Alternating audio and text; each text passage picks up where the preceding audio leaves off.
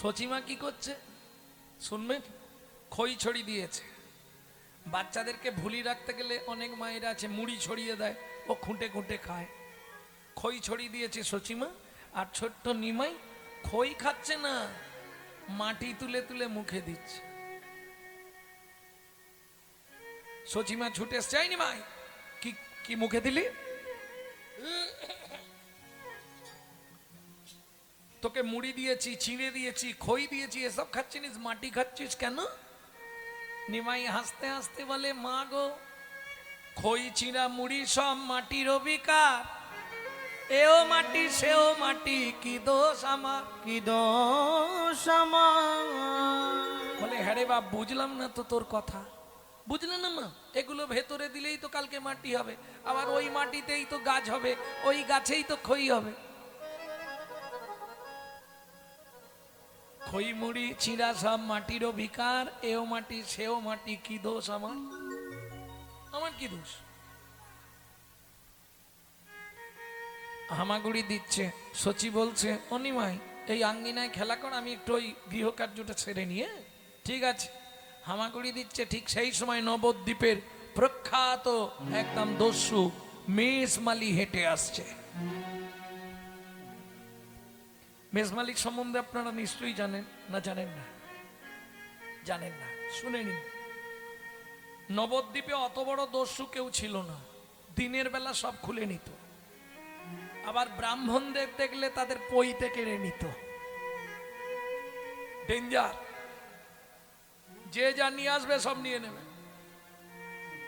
আজকে 7 দিন হয়ে গেল পার্টি কিছু আসছে না, মনটা খারাপ। সেই সময় ওই রাস্তা দিয়ে দস্যু মেষমালি হেঁটে যাচ্ছিল। যাইতে যাইতে দেখে নিমাই চাঁদ বসে আছে। যাইতে যাইতে দেখে নিমাই চাঁদ বসে আছে। দেখি দস্যুর লালসা বাড়িল, দেখি দস্যুর লালসা বাড়িল। একে যদি তুলে নিয়ে পালাতে পারি, জীবনে আর চুরি করতে হবে না। 3 পুরুষ বসে খাবো, কেজি 4 সোনা। এই খোকা, এই এদিকে আয়, লজেন দেবো। বালক নিমাই হামাগুড়ি দিয়ে চলে গেছে। মহাজন বলছে, ইচ্ছা করে যায় না গো, কিপা করবে বলে গেছে। যেই হামাগুড়ি দিয়ে গেছে, দস্যু মেষমালি হাত বাড়িয়েছে, আয়।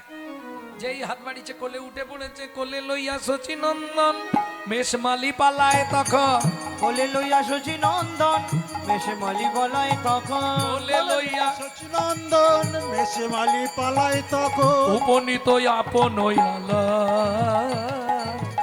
উপনীত আপন আলয়। হরিমতি, মেষমালির স্ত্রীর নাম হরিমতি। কোথা গেলে গো? কেন? ঘর থেকে ধারালো ছুরিটা দাও। ছুরি কি করবে? বলে একজনকে এনেছি, তার গলা কেটে গয়নাগুলো খুলবো। দস্যু মেষমালি স্ত্রী ছুটে এসছে, আর এসে যেই নিমাইকে দেখেছে, ব্যাস, কি গো, এই এত সুন্দর ছেলেটা কোন বাড়ির গো, আমাকে একবার দাও না গো। দেখবেন মায়েদের এটা স্বভাব, সুন্দর দেখতে কাউকে দেখলে একটু কোলে নিতে চায় মায়েরা। একবার দাও না। কথা বলো না, ছুরিটা ঝপ করে দাও। কথা একদম বলো না, ছুরিটা দাও ঝপ করে। এর গলা না কাটলে চিৎকার করবে, পাড়ার লোক এসে যাবে, সোনা খোলাই হবে না। দস্যু মেষমালির স্ত্রী হাত জোড় করে বলছে, স্বামী আজকে 7 দিন তো খাইনি, না হয় আরো 21 দিন কি 25 দিন বন্ধ থাকবে, 1 মাস থাক খাওয়া, কিন্তু এই শিশুর অঙ্গে তুমি আঘাত করো না গো। কেন? তুমি বুঝতে পারছো না? না, যাকে দেখলে নয়ন ফেরানো যায় না, নয়ন ফেরানো যায় না। যার প্রতি পলকে পলকে নব নব ভাবের উদয়, নব নব ভাবে স্বামী গো, ও স্বামী গো। যাকে প্রথম দেখেই আমার গাত্র রোমাঞ্চ হলো, গাত্র রোমাঞ্চ হলো। আমি হাত জোড়ো করে বলি, শিশু রঙ্গে তুমি আঘাত করো না, আঘাত করো না। বিনয় করে বলি স্বামী, না হয় উপবাসে থাকবো আমি, এই বিনয় শিশু রঙ্গে আঘাত না করি। এই শিশু রঙ্গে আঘাত না করি। তুমি যাও যাও যাও, জ্ঞান দিও না অত। ও মা ধারালো ছুরি নিয়ে বালক নিমাইকে নিয়ে ঘরের মধ্যে অর্গল দিয়ে দিল। অর্গল মানে বোঝেন তো? খিল। খিল ঠিক নয়, খিলটা দু হাতে দিতে হয়, আর অর্গল এক হাতে ঠেলে দেয়া যায় না। এটাও কাঠের, এই দুদিক দিয়ে দুটো এ করে এই দরজায় থাকে, ওই দরজায় ঠেলে দেয়া হয়। বীরভূম জেলায় সব বাড়ি আছে, আগেকার দিনে মেদিনীপুরেও ছিল, এখন আর নেই মনে হয়, খুব কম। এখন সব ট্যাটার্স হয়ে গেছে, হ্যাঁ। এখন সব ছিট কিনি। ছিট মানে বোঝো তো? কিনি। যে যার বুঝে নাও। ভক্তমন্ডলী, ভক্তিমতী মায়েরা, দস্যু মেষমালি ঘরে অর্গল দিয়েছে, বালক নিমাই বলতে শুরু করেছে, ও দস্যু কি তুমি ঘরে খিল দিলে কেন? তোকে বলতে হবে কেন? চুপ করে দাঁড়া। ছুরি কি করবে? তোর গলা কাটবো, নালে তুই তো চিৎকার করবি, সোনাগুলো খুলতে পারবো না। আচ্ছা দস্যু, এর আগে কারো গলা কেটেছো? এর আগে তুমি কারো গলা কেটেছো কি?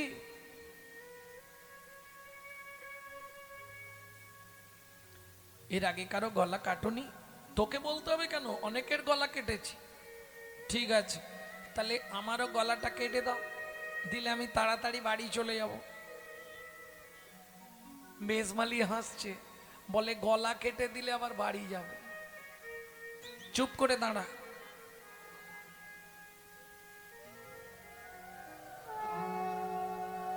চুপ করে দাঁড়া। আচ্ছা দস্যু, কি তুমি যখন গলা কাটবে আমি চোখ চেয়ে থাকবো না চোখ বন্ধ করে থাকবো? তুই চোখ বন্ধ করবি কি খুলে থাকবি এটা তোর ইচ্ছা, আমি তো আমার গলা কাটবই। ঠিক আছে, তাহলে তাড়াতাড়ি কেটে দাও। দস্যু মেজমালি একটা হাত গলায় দিয়েছে, আর একটা হাতে ছুরি নিয়েছে। এই চোখ বন্ধ কর, গলাটা কেটে দি। হ্যাঁ, তাড়াতাড়ি কাটবে। হ্যাঁ, চোখ বন্ধ করে নিলাম। যেই না ছুরি চালাতে যাবে, অবশ্য হইল অঙ্গ কাপে থরথর।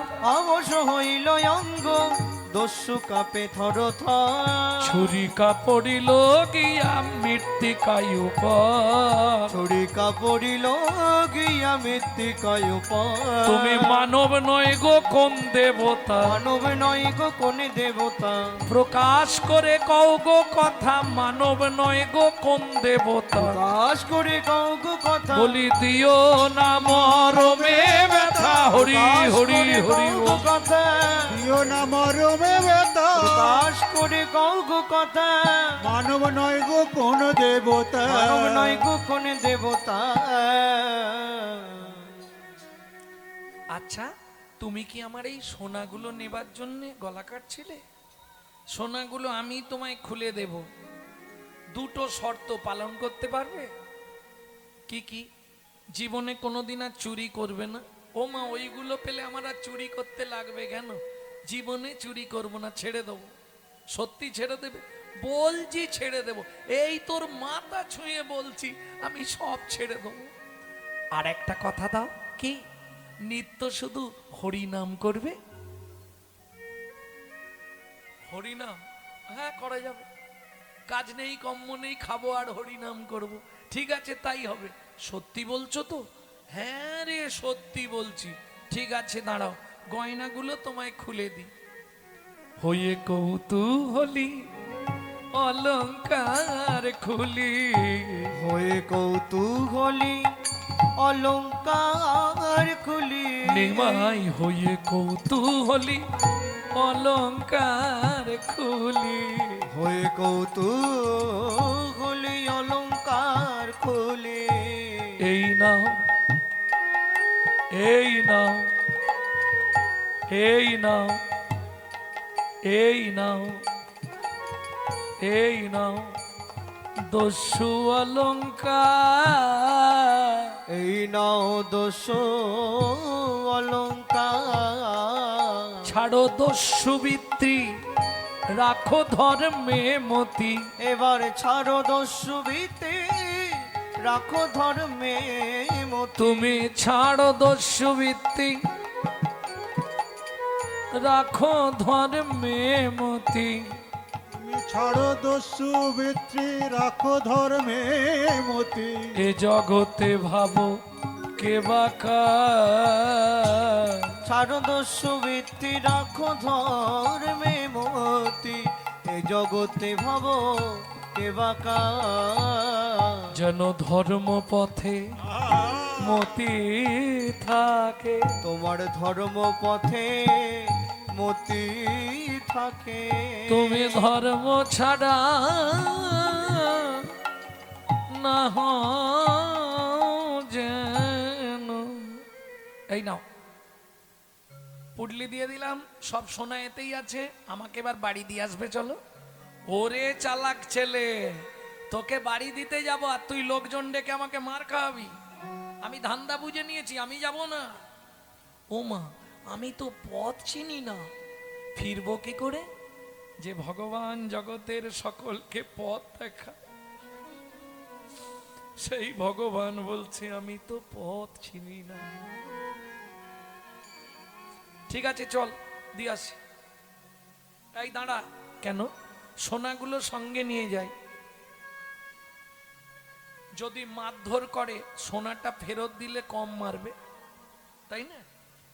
ঠিক আছে চল, হাত ধর। ও মা, আনার সময় তো কোলে করে এনেছিলে, এখন কি হেঁটে হেঁটে যাব নাকি? হেঁটে যাবি নি, কি করে যাবি?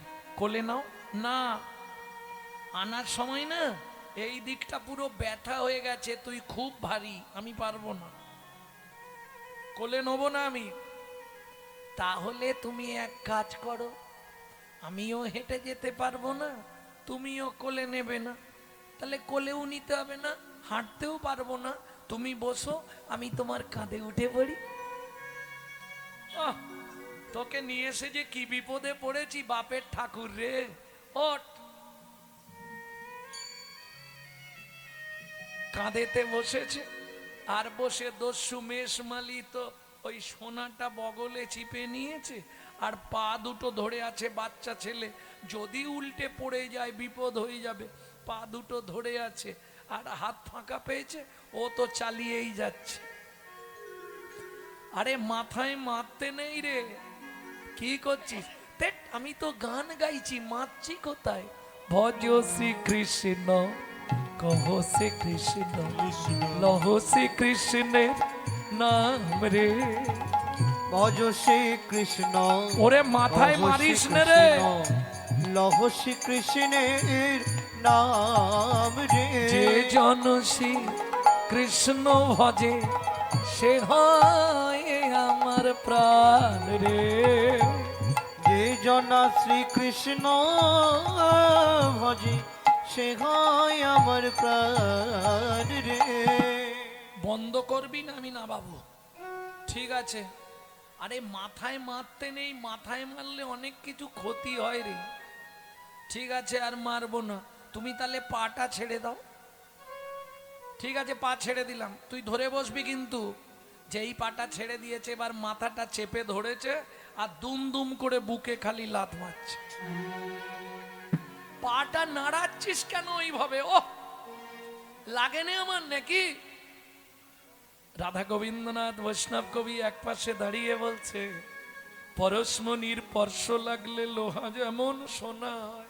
লোহা যেমন সোনা হয়, ওই চৈতন্য চরণ রূপ পরশমণির পরশ লেগে পরশ লেগে দস্যুর পাষাণ হৃদয় হরি বল। আজ গলে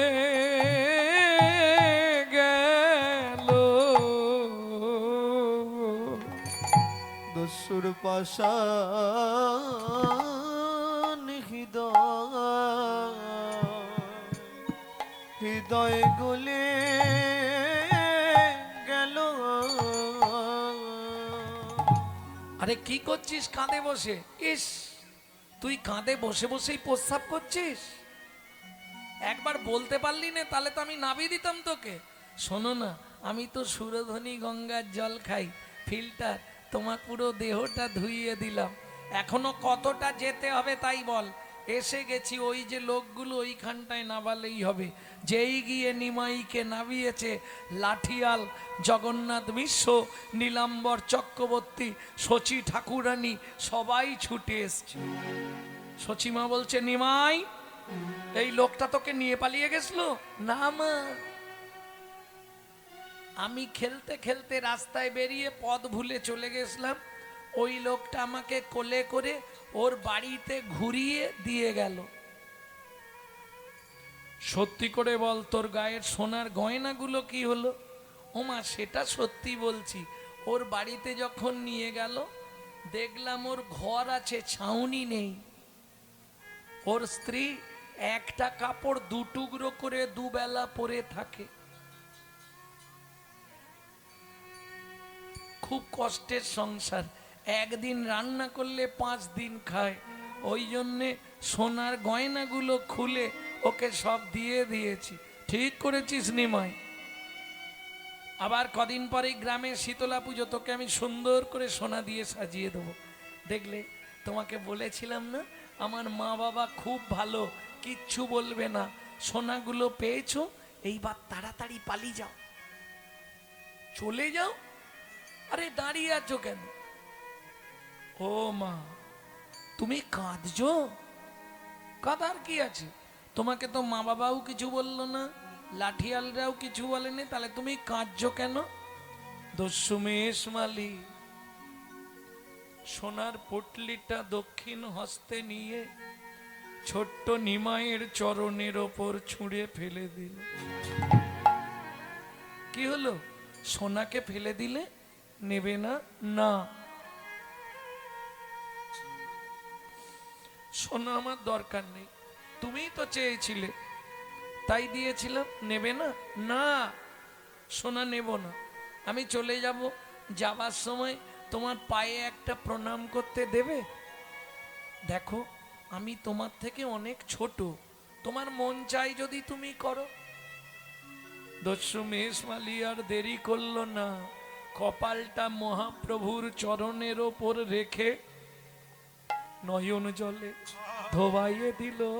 নয়ন জলে ধোয়াইয়ে দিল। ওই শ্রী চৈতন্যের চরণ খানি নয়ন জলে ধোয়াইয়ে দিল।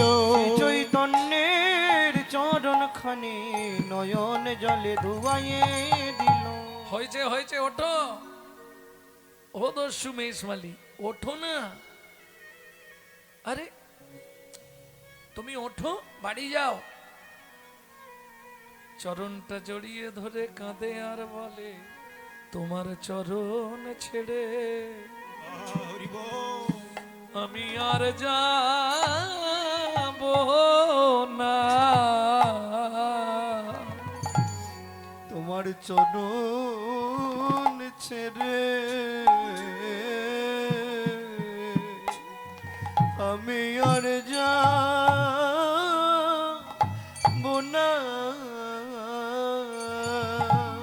আজ হতে ওই চরণে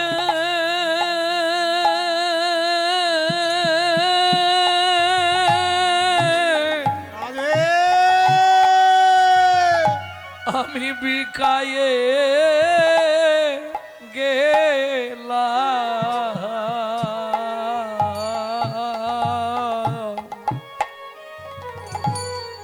তোমার চরণ ছেড়ে আমি আর যাব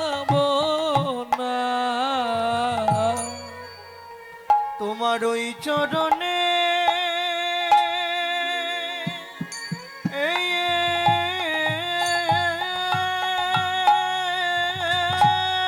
তাই গৌর হরি বল। আমি বিকায়ে গেলাম আজ হতে তোমার চরণ চরণ চরণ সেবা অধিকার দাও গো। তোমার কৃত দাস দাস হয়ে সেবা করব তোমার চরণ সেবা অধিকার দাও গো। তোমার দাস হয়ে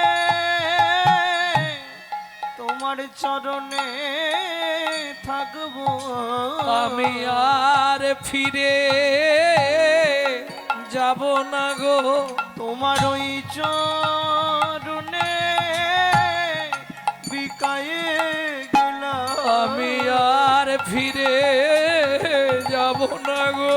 তোমার ওই চরণে আমার মন বেঁধে আমি আর ফিরে যাব না গো। তোমার কৃত দাস হয়ে সেবা করব তোমার চরণ সেবার দায়িত্ব নিলাম। তোমার দাস হয়ে রয়ে যাব তোমার চরণ সেবার অধিকার দাও ওই গো। চরণে মন বেঁধে শুধু এ জন্মে নয় এ জন্মে হরি হরি তোমার চরণে সেবার অধিকার দাও গো জন্মে নয় জন্মে জন্মে কৃত দাস হয়ে রয়ে যাব তোমার চরণ ছেড়ে ছেড়ে আর যাবো না। মেষমালি ওঠো।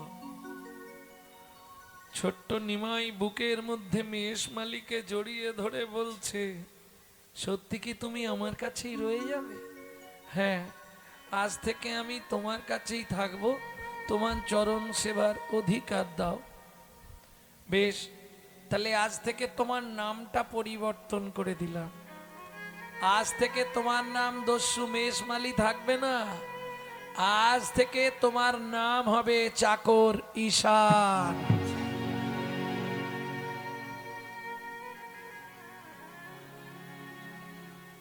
নিশ্চয়ই শুনেছেন, মহাপ্রভুর বাড়ির এক চাকর ছিল যার নাম ঈশান।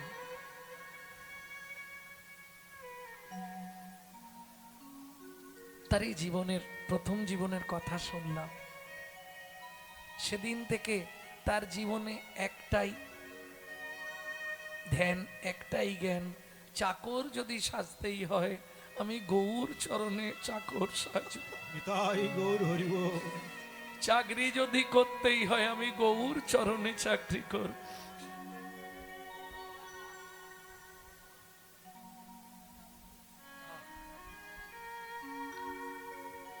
বৈষ্ণব কবি বাসুদেব ঘোষ মহাশয়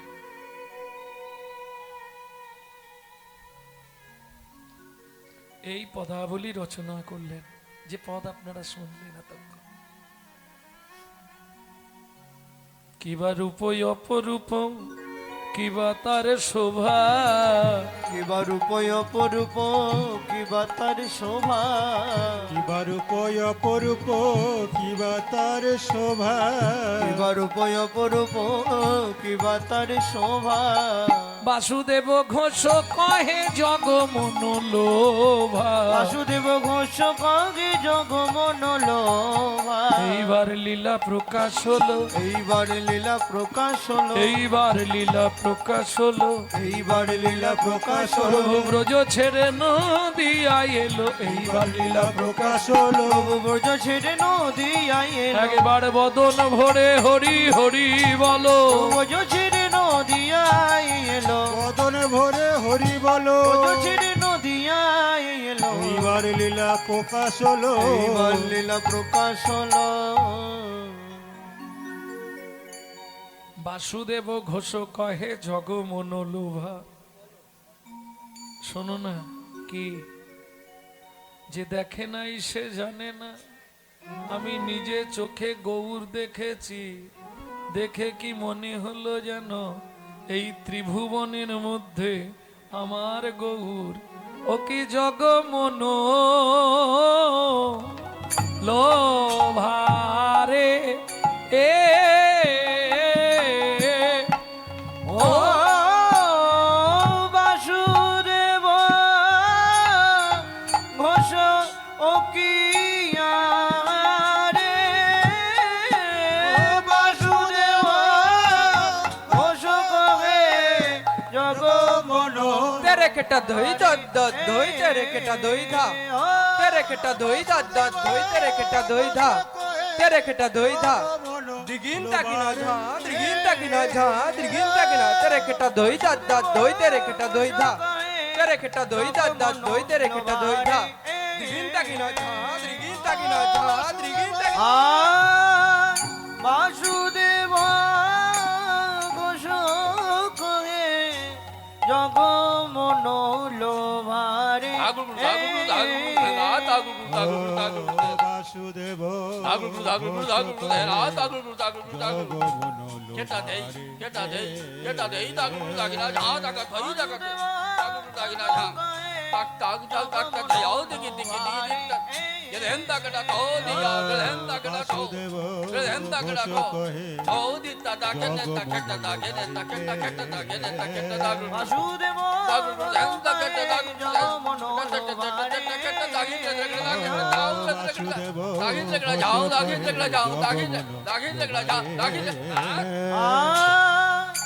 বাসুদেব গজ কহে জগমন লোভারে तेरे ता तेरे दागी तेरे तेरे केटा ताको तेरे केटा तेरे ता को तेरे तेरे केटा ताको तेरे केटा ताओ तेरे तेरे केटा ताको तेरे केटा दागी नाक झा दागी नाक तेरे ता तेरे दागी तेरे तेरे केटा ताको तेरे केटा तेरे ता को तेरे तेरे केटा ताको ताओ तेरे तेरे केटा ताको तेरे केटा दागी नाक झा दागी नाक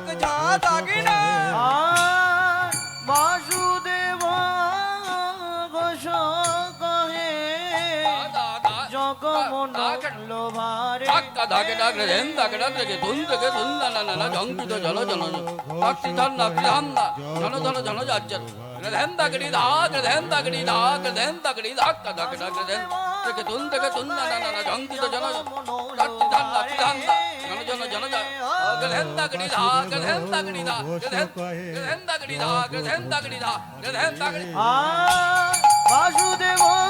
ঘোষ কহে জগমন লোভারে বাসুদেব ঘোষ কহে জগমন লোভারে বাসুদেব ঘোষ কহে জগমন লোভারে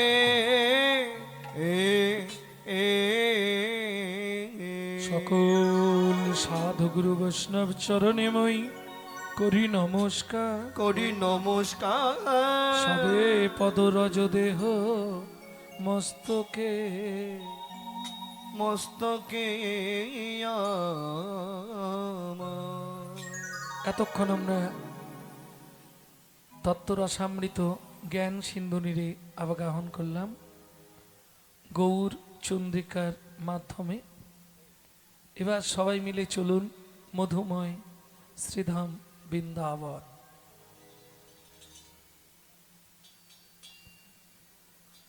একটা ভজন গাইব নাকি?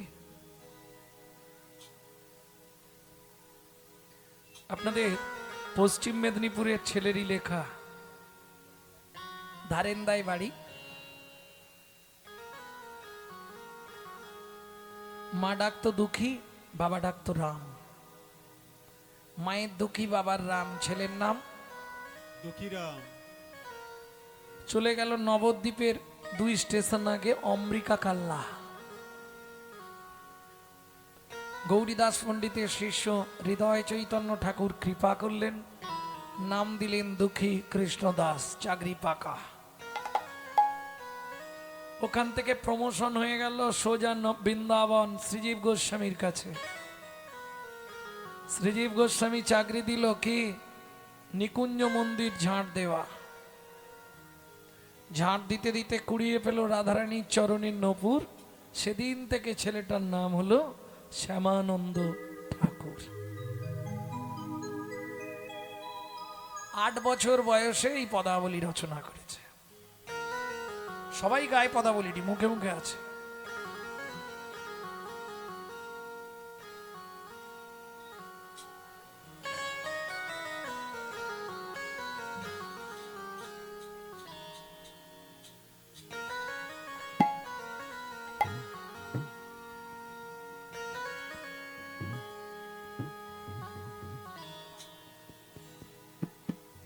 চলো মন বৃন্দাবন, ভজ শ্রী রাধা রমন। চলো মন বৃন্দাবন, ভজ শ্রী রাধা রমন।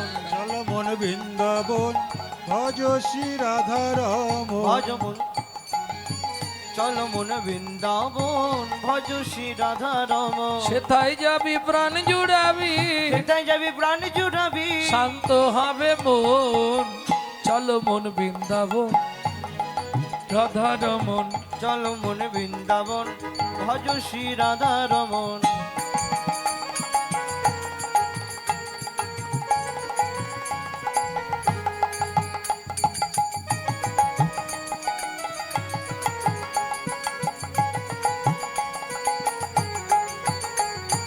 রাধা কুণ্ড, শ্যামে কুণ্ড, গিরি গোবর্ধন, কালিন্দী যমুনা, জয় জয় মহাবন। রাধা কুণ্ড, শ্যাম কুণ্ড, গিরি গোবর্ধন, কালিন্দী যমুনা, জয় জয় মহাবন। রাধা কুণ্ড, শ্যামে কুণ্ড, গিরি গোবর্ধন, যাহা করলীলা কইল শ্রীনন্দর নন্দন। শ্রীনন্দ যশোদা, জয় জয় গোপগণ, সীতামাধি জয় ধেনু বৎসগণ। চলো মন বৃন্দাবন, ভজ শ্রী রাধা রমন। চলো মন বৃন্দাবন, ভজ শ্রী রাধা রমন। চল মন বৃন্দাবন, ভজ শ্রী রাধা রমন।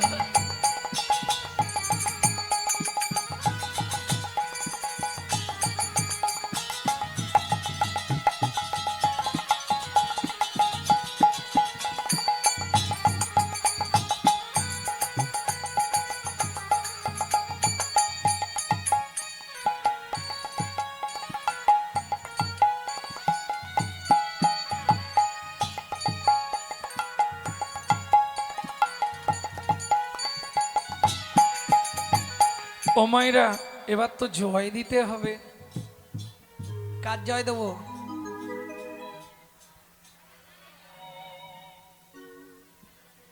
রাধারানীর জয় দেবো।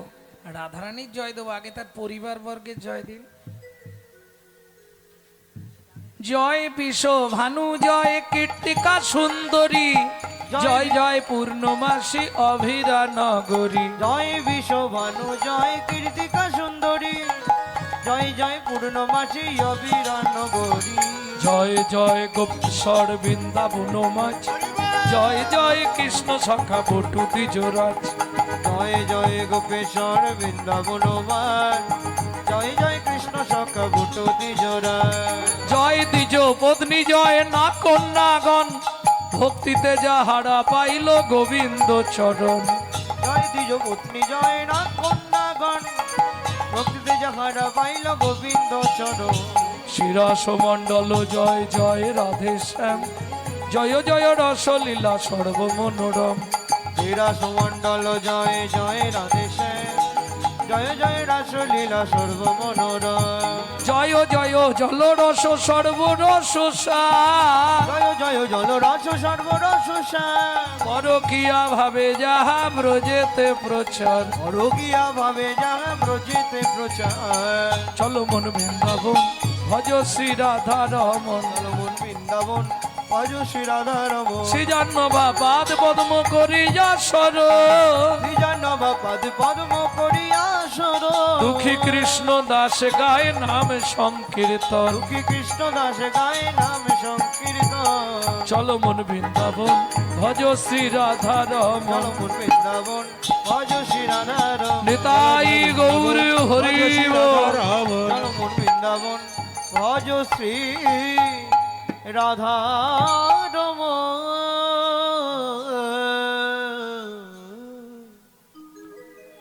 মধুময় শ্রীধাম বৃন্দাবন। সকালবেলা মা যশোমতী গোপালকে উদর পরিপূর্ণ করে খাওয়ালেন। কাन्हा कान्हा ओ लल्ला कहाँ छुपा रे?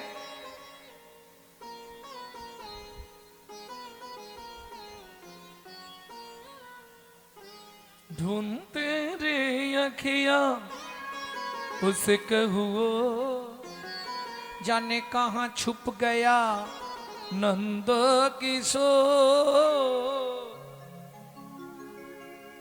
उड़ गया ऐसे जैसे पुरमैया, क्या करे जसोदा मैया। मैया रे बड़ा नट घटो है रे कृष्ण कन्हैया, क्या करी यशोदा मैया। मैया रे लल्ला यहाँ से आओ। बड़ नट घट है कृष्ण कन्हैया, क्या कर जसोदा मैया। आ तू है मैं गले से लगा लूं, लगे ना किसी को नजर मन में छुपाऊं। धूप जगत है ममता है छैया, क्या करे जसोदा मैया। मैया रे बड़ा नट घटो है कृष्ण कन्हैया, क्या करी यशोदा मैया। আঙ্গিনার মাঝে আমার মাঝে আমার খেলা কর বাপে কানাই, খেলা করে বাপ কানা কেদো না রে মনি আমার। আমি রন্ধন করতে আমি যাই, রন্ধন করতে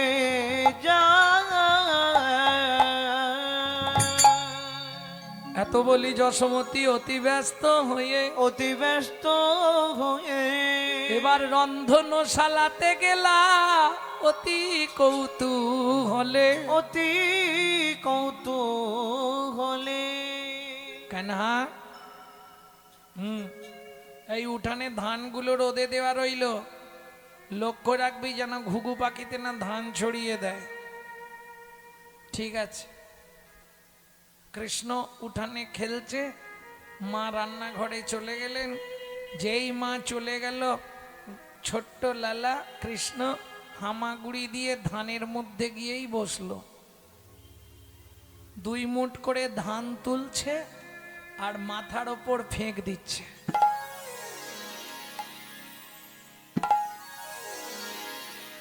কেন? ওই যে বৃষ্টির মতো পড়ছে না, ওই আনন্দ লাগছে। ঠিক এমতো সময় একজন হকার্স এসছে। হকার বোঝেন তো? ওই যারা পাড়া গ্রামে ফেরি করতে বেরোয়, এদিকে আসে না, ওই পপকর্ন, তারপরে তুলোর মতো দেখতে হাওয়ার মিঠাই, তারপরে একটা জিনিস তো প্রত্যেকদিন পাড়ায় ঢোকে, পানিপুরি।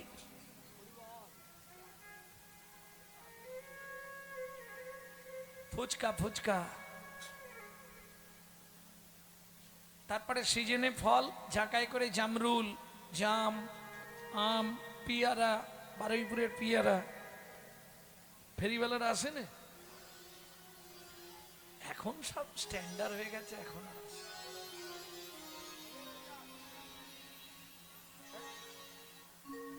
এখনো আসে, মাঝে মাঝে কম আসে কিন্তু আসে।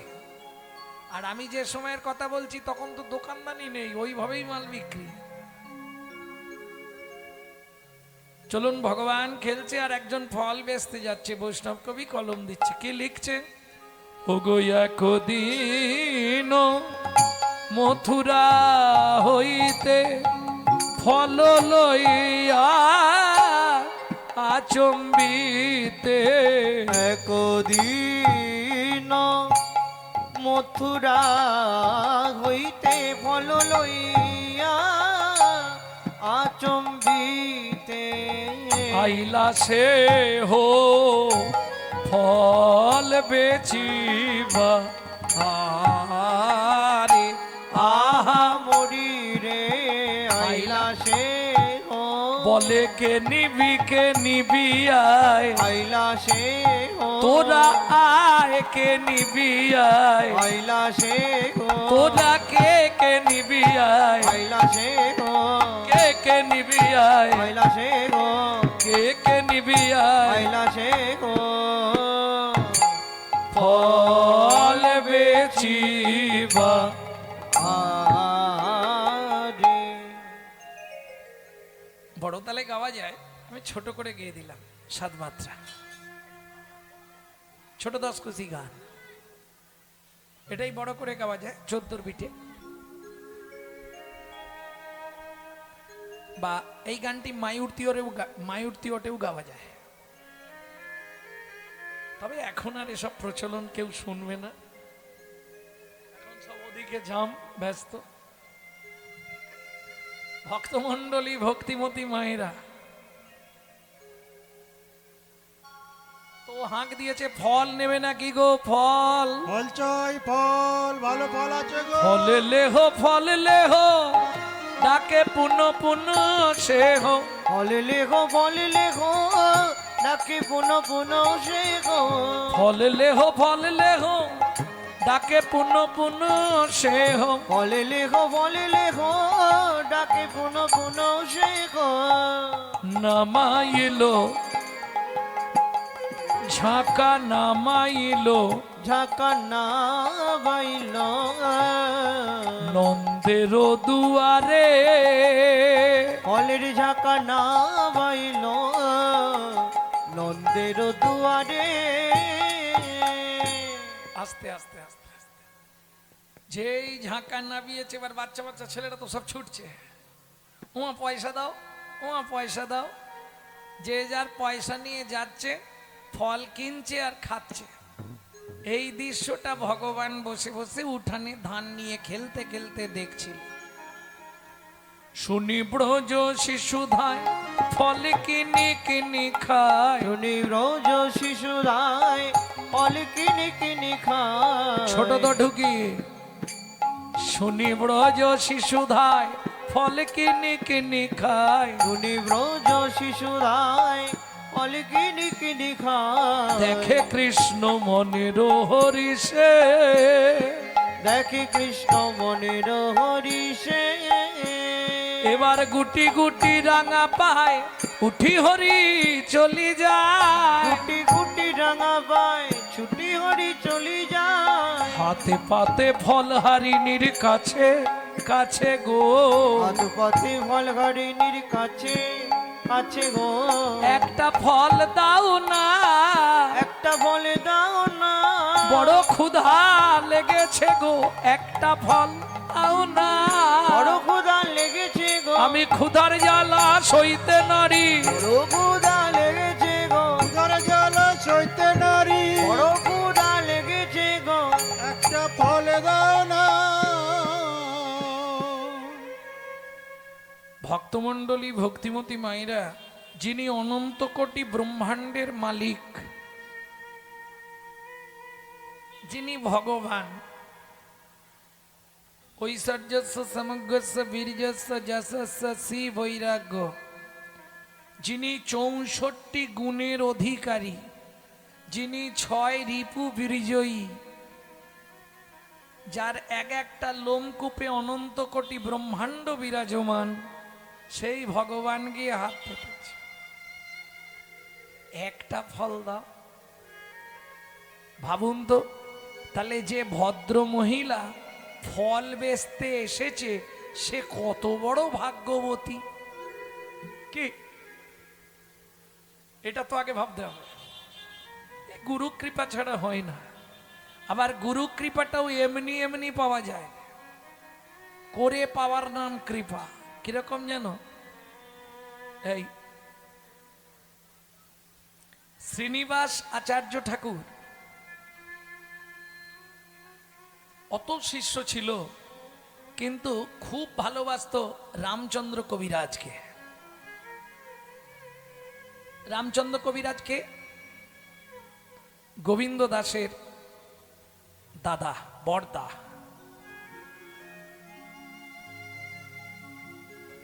তাই রামচন্দ্র কবিরাজ যেদিন বিয়ে করে ফিরছে, পালকিতে করে স্ত্রী নিয়ে ফিরছে, শ্রীনিবাস আচার্য ঠাকুর দূর থেকে দর্শন করলেন।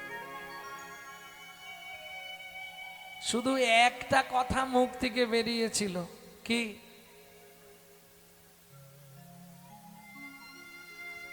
কি বলেছিল? জোরে বলুন।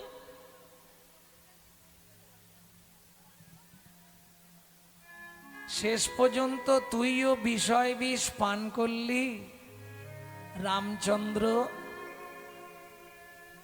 এই কথাটা পালকিতে বউকে নিয়ে যখন ফিরছিল কানে লেগেছিল। ওই দিন তো কাল রাত্রি, ঠিক পরের দিন বাসর সজ্জা, বোঝেন তো? সুন্দর করে বাসর সাজানো হয়েছে, স্ত্রী সেজে গুজে বসে আছে, রামচন্দ্র কবিরাজ দাদা সঙ্গে হরিমন্দির মার্জন করে খাটের মধ্যে উঠে বসে স্ত্রীর কাছে হাত জোড় করে বলছে, তোমায় একটা কথা বলবো, আমাকে তুমি একটু সময় দেবে, আমি বাইরে থেকে ঘুরে আসব। এই একটু সময় দেবে, বাইরে থেকে ঘুরে আসব, এ কথাটা তার স্ত্রী বুঝতে পারল না। হ্যাঁ, যাও যাও যাও, যা বলে দিয়েছে ওই রাতেই ছুটতে ছুটতে চলে গেলেন শ্রীনিবাস আচার্য ঠাকুরের কাছে। গুরুদেব, গুরুদেব। কে? আমি রামচন্দ্র। তোর তো আজকে বাসর সজ্জা, চলে এলি। আমি বিষয় বিষ খাবো না গুরুদেব, আজ থেকে আপনার চরণে আমি আত্মনিবেদন করে দিলাম, আমি আর ফিরবো না।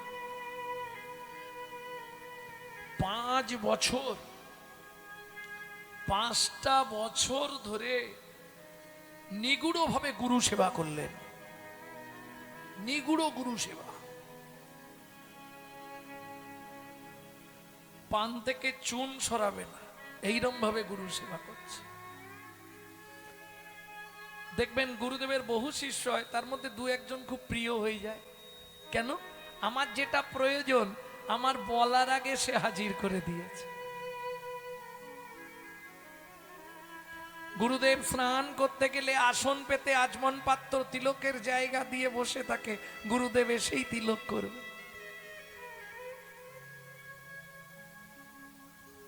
গুরুদেব কোথাও থেকে ফিরলেই ছুটে গিয়ে চরণটা ধৌত করে মুছে দেয়। রামচন্দ্র কবিরাজ বলতে শ্রীজীব গোস্বামী, আহা, শ্রীনিবাস আচার্য ঠাকুর সর্বদাই পাগল। কই রে রামচন্দ্র? এই যে গুরুদেব। কি করছিস তুই? আমি একটু কাজ করছি। কি কাজ করছিস? ভগবানের মালা গাঁথছি। ও আচ্ছা আচ্ছা, ঠিক আছে। কেন গুরুদেব? একটু দরকার ছিল। ঠিক আছে, তুই ভগবানের মালা গাঁথছিস, থাক। না না, ও মালা গাঁথা পড়ে রইল। আগে গুরু সেবা, পরে গোবিন্দ সেবা। কি বলিস তুই? হ্যাঁ শোন, আগে গোবিন্দ সেবা পরে গুরু সেবা। না গুরুদেব, আগে গুরু সেবা পরে গোবিন্দ সেবা। বলে কেন? বলে এটা আপনাকে বোঝাতে হবে, যদি গুরু না আসতো আমি গোবিন্দকে চিনতাম কোথা থেকে। আরে 5 বছর হয়ে গেল বিয়ে করে বউ রেখে এসছিস, একবার যা। আমি কেন যাব? আমি যাবটা কেন? যেদিন এলাম সেদিনেই বললাম, গুরুদেব আজ থেকে আমার দেহ মন প্রাণ জীবন যৌবন আপনার চরণে দিলাম। আপনি 5 বছরের মধ্যে একদিনও আমাকে বলেননি যেতে। আপনি যদি এখন বলেন যা, আমি যাব। যা, আমি তোকে বলছি যা যা রামচন্দ্র। তবে মনে রাখিস, এক রাতের জন্য যা। ঠিক আছে গুরুদেব, শুধু রাতের জন্য যাব, তাই তো? ঠিক আছে। সন্ধ্যা পর্যন্ত সব কাজ বাট সেরে সন্ধ্যার সময় গুরুদেবের সব রাতের ব্যবস্থা করে রামচন্দ্র কবিরাজ চলল স্ত্রীর কাছে। কই গো, শুনছ? কে? আমায় চিনতে পারছো না?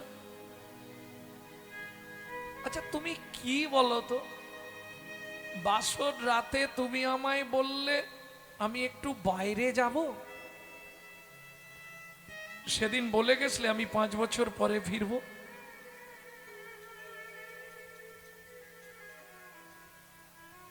বলে কেন বলে যেতে হবে? এতদিন ধরে গুরু সেবা করেছি, গুরুদেব সেই রকমই তো আমার ভাগ্যে জুটাবে।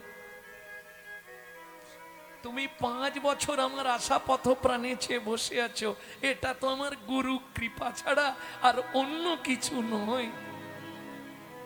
বেশ, তাড়াতাড়ি করে জল দিয়েছে, চরণটা ধুয়ে দিয়েছে স্বামীর। বসো বসো, কিছু সেবা করে নাও। সেবাটা দিয়েছে, দিয়ে রামচন্দ্র কবিরাজ বলছে এবার আমি একটু বিশ্রাম করি, যেন একটু ঘুমিয়ে যাই। বলে না, ওটি হচ্ছে না, ওটা হবে না, আজ সারা রাত তোমায় ঘুমাতে দেব না। তাহলে তুমি চুপ করে বসে থাকবে, আমি তোমার কোলে মাথা রেখে শুয়ে থাকবো। 5 বছর ধরে তুমি কেমন করে গুরু সেবা করেছো, আমাকে সেই তত্ত্ব আজকে তুমি সারা রাত ধরে বলবে, আমি শুনে কৌতূহল চরিতার্থ করবো। তাই গৌর হরিবল।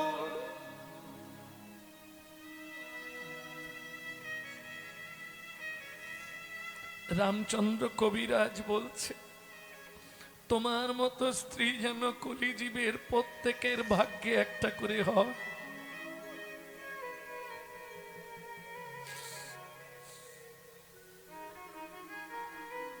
সারা রাত ধরে হরি কথা বলছে, কি গুরুদেব ভালোবাসতো, গুরুদেবের কি করে সেবা করেছি, কি গুরুমুখে শুনেছি, সব কথা বলে যাচ্ছে। বলতে বলতে হঠাৎ কোকিল ডেকে গেছে। যেই কোকিল ডেকেছে, স্ত্রীকে বলছে মাথা নাবাও তাড়াতাড়ি। কেন? আরে সকাল হয়ে যাবে তো। তার মানে তুমি চলে যাবে? হ্যাঁ, গুরুদেব বলেছে 1 রাত, বলেনি 1 রাত 1 দিন, শুধু 1 রাত বলেছে। কোকিল ডাকছে মানেই একটু পরেই সকাল হয়ে যাবে। দিন যদি অতিবাহিত হয় গুরু চরণে অপরাধ হয়ে যাবে। আমি চললাম।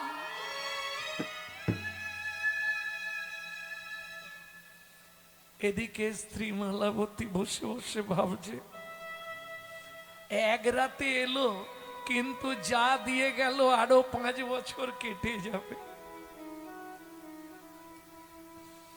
1 রাতে আমাকে যা দিয়ে গেল আরো 5 বছর আমার চলবে।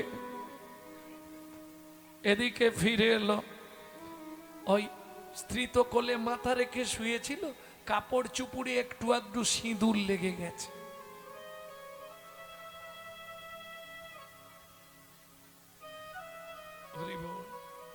সকালবেলায় গুরুদেব স্নান করতে যাবে, রামচন্দ্র কবিরাজ এসে গেছে।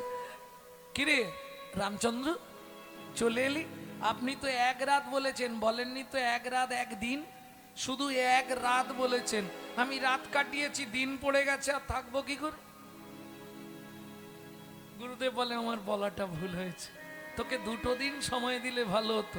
না গুরুদেব, ওই বিষয় বিষ আর পান করবো না, এ বরণ ভালো আছি, চলুন তেলটা মাখিয়ে দিই। ঠিক আছে, তুই তেল নিয়ে আয়, আমি কাপড় চুপড় ছেড়ে বসছি, তেল মাখাবি। যেই গুরুদেব কাপড় ছাড়তে গেছে, শ্রীনিবাস আচার্য ঠাকুরের কাছে সব সময় থাকতো নরোত্তম ঠাকুর। নরু ছুটে এসে মেরেছে পিঠের ওপর 1 চড়। কি হয়েছে? আবার কথা। হাতে সিঁদুর, গালে সিঁদুর, কাপড়ে সিঁদুর, ওই অবস্থায় গুরু সেবা করতে যাচ্ছিস? যা, আগে গিয়ে স্নান কর, চলে যা, স্নান কর আগে, তারপর গুরুদেবের গায়ে হাত দিবি। অপবিত্র দেহ নিয়ে গুরু সেবা হয় না। সারা রাত্রি স্ত্রীর কাছে ছিলি, তোর মনে নেই? নরোত্তম তো জানে না যে স্ত্রীর কাছে থাকলেও তারা অমৃতের সন্ধানে ছিল।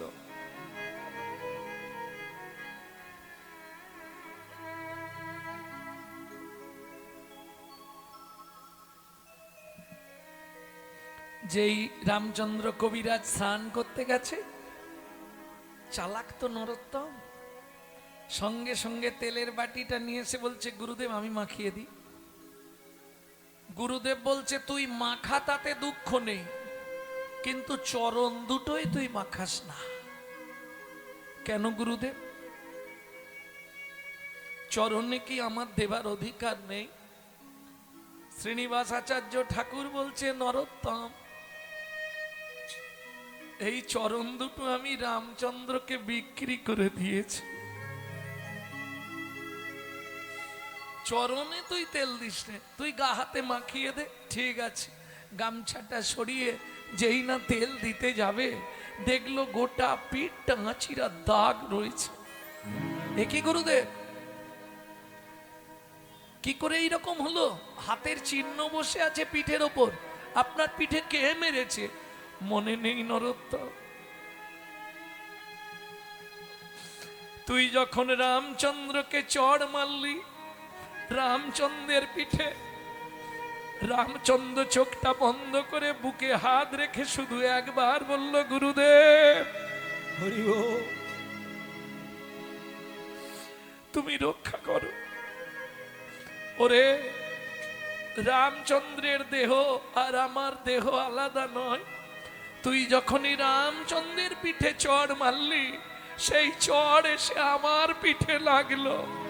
তাই গৌর হরি বল। আছাড় খেয়ে পড়ল গুরুচরণে নরোত্তম।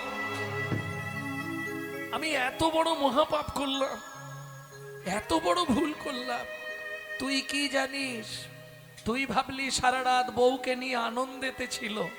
না, সারা রাত ওর স্ত্রীকে শুধু হরি কথা দিয়ে আবার ভোরবেলায় চলে এসছে।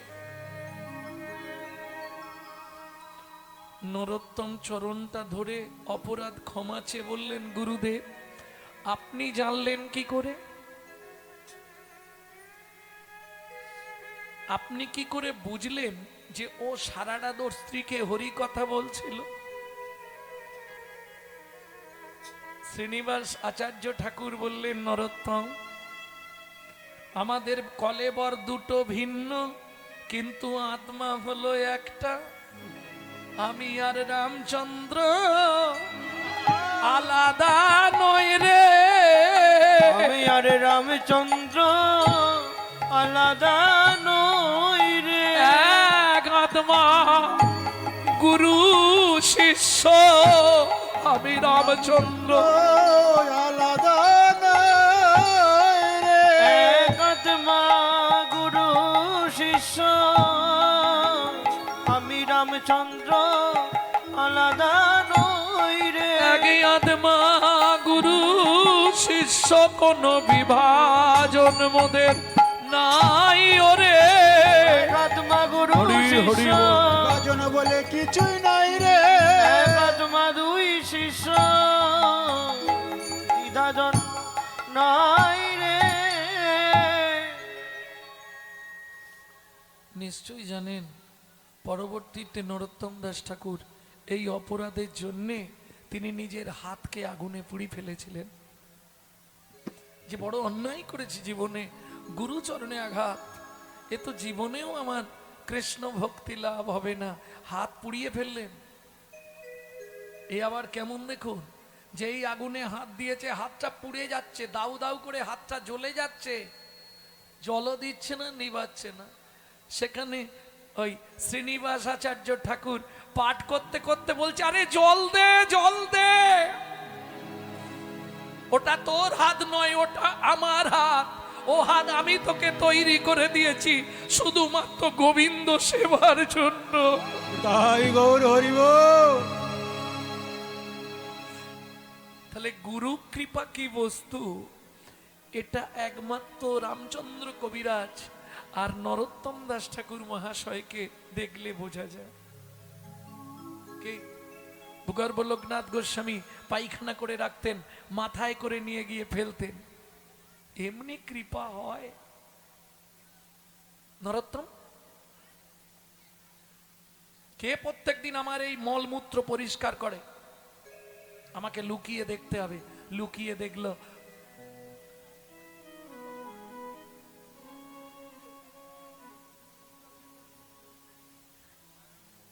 বুঝতে পারছি।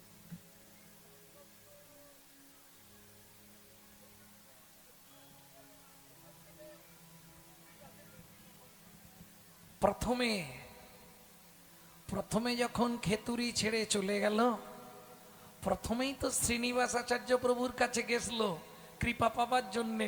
শ্রীনিবাস আচার্য প্রভু বললেন, আমি কৃপা করতে পারবো না, তুই লোকনাথ গোস্বামীর কাছে চলে যা।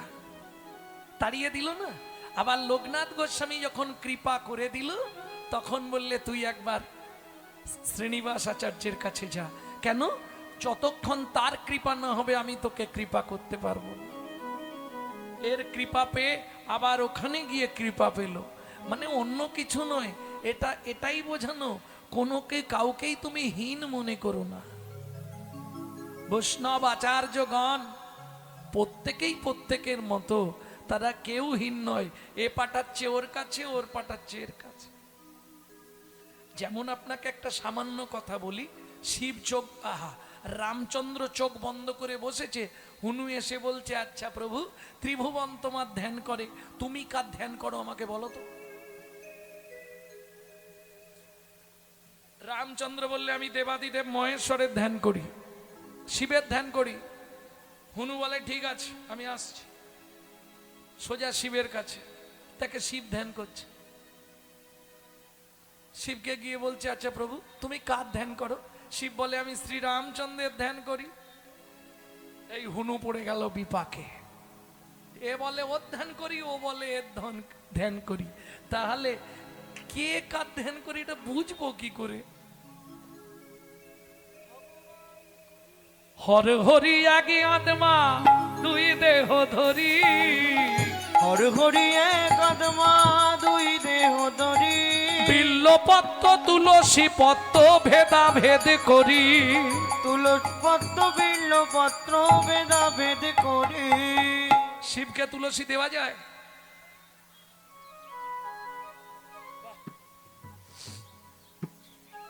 শাস্ত্র পড়তে হয়। আমরা সেজে বসে আছি, শাস্ত্রের সও বুঝি নে, এর জন্য শাস্ত্র পড়তে হবে। কীর্তন শুনলে শাস্ত্র জানা যায় না, ভালো করে শাস্ত্রকে মন্থন করে দেখতে হবে। তুলসী হেমতুল্লানি রদনা তুল্লানি মঞ্জুরি, হরে বাকে সবে দদ্দাত পুনর্জন্ম ন বিদ্যতে। পুনর্জন্ম ন বিদ্যতে। কোথায় লেখা আছে? বিষ্ণু পুরাণ। বুঝে নেওয়া গেল কি লিখছে? বিষ্ণু পুরাণে উল্লেখ আছে, এটা ভালো করে শুনে নিন।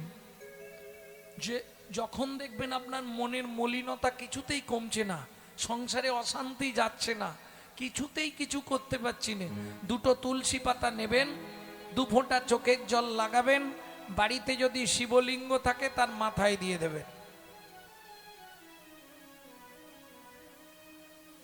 ঝগড়া হয় আমার সঙ্গে হবে,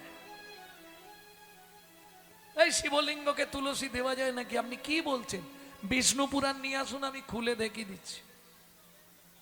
বিষ্ণু পুরাণে উল্লেখ আছে, তুলসী হেম তুল্লানি, তুলসী সোনার চেয়েও মূল্যবান, রদনা তুল্লানি মঞ্জুরি, ওই যে তুলসীর মঞ্জুরি হয় ওটা রত্নের থেকেও মূল্যবান, হরে বা কেশবে দদ্দাত।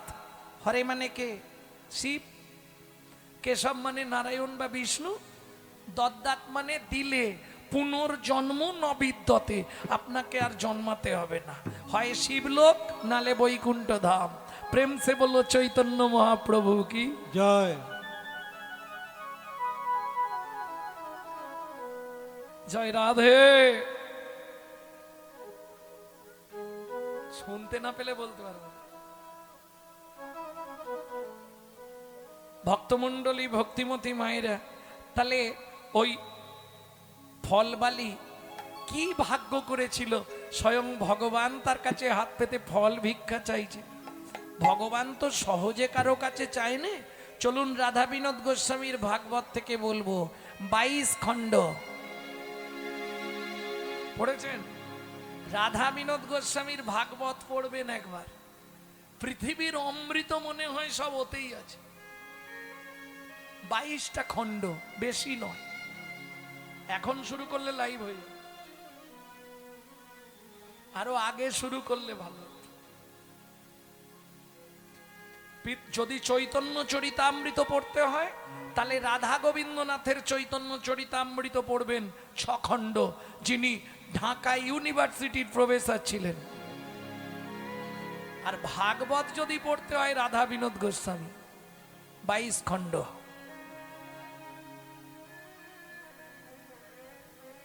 এর উপরে কোনো শাস্ত্র আছে বলে আমার মনে হয়নি, আমার যতখানি ধারণা। আমি তো বাচ্চা ছেলে, আমার ধারণা কম। আমার যতখানি ধারণা, আমার মনে হয় যত অমৃত বোধহয় ওইখানে। সেই রাধা বিনোদ গোস্বামীজি ভাগবতে লিখছে, ভগবান কেন হাত পারলেন? পূর্বের প্রতিশ্রুতি করিতে পূরণ করিতে পুরাণ হাত পাতি ফল মাগে ও যদু নন্দ। যদুনন্দ পূর্বের প্রতিশ্রুতি, কিসের প্রতিশ্রুতি? কার কাছে প্রতিশ্রুতি? চলুন শুনেনি। চন্দ্রকান্ত নামে এক ধার্মিক রাজন, চন্দ্রকান্ত নামে ধার্মিক রাজন, চন্দ্রবংশের রাজা প্রজার জীবন। চন্দ্রবংশের রাজা প্রজার জীবন। বলি মা, স্বামী স্ত্রী যদি এক পথের পথিক না হয়, সে সংসারে শান্তি থাকবে?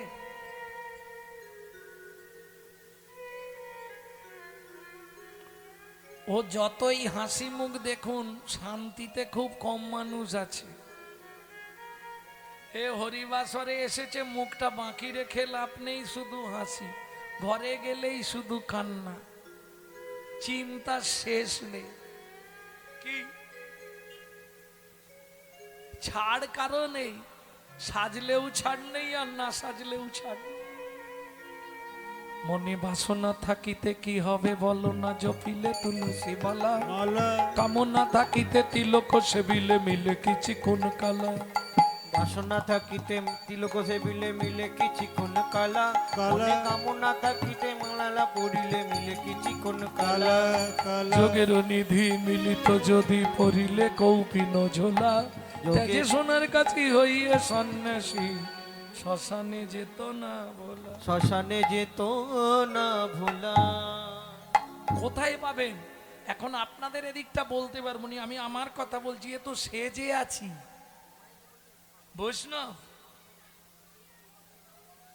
ত্রিভুবন খুললে একটা খুঁজে পাবেন কিনা সন্দেহ আছে, যদি হরিভক্তি বিলাস পড়ে ফেলেন। কনক কামিনী প্রতিষ্ঠা বাঘিনী ছাড়িয়াছে যারে, সেই তো বৈষ্ণব। যে অনাসক্ত সেই শুদ্ধ ভক্ত, সংসার তার কাছে পায় পরাভব। খুঁজে পাবেন? ভক্তমণ্ডলী, ভক্তিমতী মায়েরা, তাহলে আমরা সেজে আছি কেন? সাজতে সাজতে যদি গোবিন্দ সাজা দিয়ে দেয়, হরি বল। যদি সাজা হয়ে যায় ওটাই ভালো। রাজা চন্দ্রকান্ত ভগবান প্রচুর দিয়েছে, রাখার জায়গা নেই। দেখবেন কাউকে মন দেয়, ধন দেয় না, কাউকে ধন দেয়, মন দেয় না। আবার কাউকে দেখবেন ধন আর মন দুটো একসঙ্গে দেয়।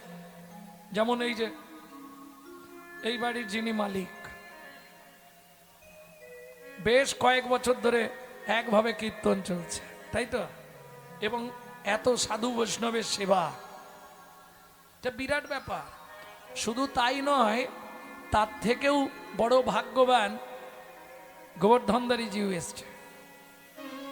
এটা কিন্তু আমি যত বছর কীর্তন জগতে প্রথম জীবন থেকে, এরা আমাকে খুব ছোটবেলা থেকে চেনে, আমাদের বঙ্কিমবাবু টাবু, হ্যাঁ, খুব ছোটবেলা থেকে আমাকে দেখছে। তো যাই হোক, এই যে গোবর্ধনজিও এসেছে বাড়িতে, আমি এসেই জিজ্ঞেস করছিলাম, বাবা আপনি কীর্তনটা কেন করাচ্ছেন, কি দরকার এই কীর্তন করি? বলছে কীর্তনটা করানোর জন্য নয়, কীর্তনটা আমার বাবা মার জন্য। বাবা মা ইচ্ছা করতো, আমার মা বারবার অসুস্থ হতো, ভাগবত পাঠ করালে, ভাগবত শুনলেই আমার মা সুস্থ হয়ে যেত। ভাবুন দেখিনি, মায়ের যখনই শরীর খারাপ করতো, ভাগবত পাঠ করাতাম বাড়িতে, মা ভাগবত শুনলে, একদিন ভাগবত শুনলে 1 বছর ভালো থাকতো। যদিও এটা ভাগবতের মহিমা, বুঝে বা না বুঝে কেহ, শুনিতে শুনিতে সেহ তার হয় চৈতন্য উদয়। তারপরেও কীর্তন প্রতি বছর এত ভক্তের সেবা, শুধু তাই নয়, এই যে আপনাদের এই গোবর্ধনধারী, এ তো পেতে গেলে মনে হয় 2-3 বছর আগে বুক করে দিতে হয়, পাওয়া খুব মুশকিল। আমি জানি তো আপনারা ভাগ্যবান, কারণ এই গোবর্ধনধারী সম্বন্ধে আমি যতটুকু জানি, বলবো একটু বলি, না বললে ওনার কাছে আবার আমি তো এ লাগবে, উনি বলবে তুমি জেনেও বললে না কেন, গেলেও ছাড় পাবনি, মারধর করবে। তাহলে একটু বলি, আমি যতদূর জানি, ত্রেতা যুগে ভগবান রামচন্দ্রের সেবিত বিগ্রহ এই গোবর্ধনধারী। কোথায় পেয়েছিলেন রামচন্দ্র জানেন? সেটা কি জানেন? চিত্রকূট পর্বতে। কেন? সীতা, রাম আর সীতা চিত্রকূট পর্বতে বসে আছে। এখন সীতা বলছে, প্রভু আগত দাপর যুগে তুমি কেমন রূপে যাবে, সেইটা যদি আমাকে একবার দর্শন করাতে। ঠিক আছে, আমি একে তোমায় দেখাচ্ছি, দেখো। এইবার ভগবান এঁকেছে কৃষ্ণমূর্তিটা, একে ভগবান চলে এসছে, ফল পাড়তে গেছে দুপুরের সেবার জন্য। সেই সময় সীতা মা ওই মূর্তিটাকে প্রণাম করে আর বলছে, আচ্ছা তুমি তো আমার প্রভু, তুমি এই রূপে যাবে, তোমার এই রূপটা, এখনের যে রূপটা প্রভুর, তার থেকেও কোটি গুণ সুন্দর লাগছে তোমাকে, জানো? সত্যি তোমাকে সুন্দর লাগছে, হাতে বাঁশি, মুখে হাসি, চোখের সবসময় তাকিয়ে আছো কেন? একবার চোখের পলকটা ফেলো। এই বলে যে এই বুকে হাতটা ঠেকিয়েছে, অমনি পাথরের মূর্তি পলক পড়িল, পাথরের মূর্তির পলক পড়িল, পাথরের মূর্তি পলক পড়িল, পাথরের মূর্তি পলক পড়িল, সীতা দেবীর পরশেতে পাথরের মূর্তি প্রাণ পাইল, সীতা দেবীর পরশেতে পাথরের মূর্তি প্রাণ পাইল। সেদিন সীতা দেবীর পরশ পেয়ে ওগো সেই গোবর্ধন ধারী হলো, হরি হরি হরি। পরশ পেয়ে ধারণ হলো, সীতা দেবীর পরশ পেয়ে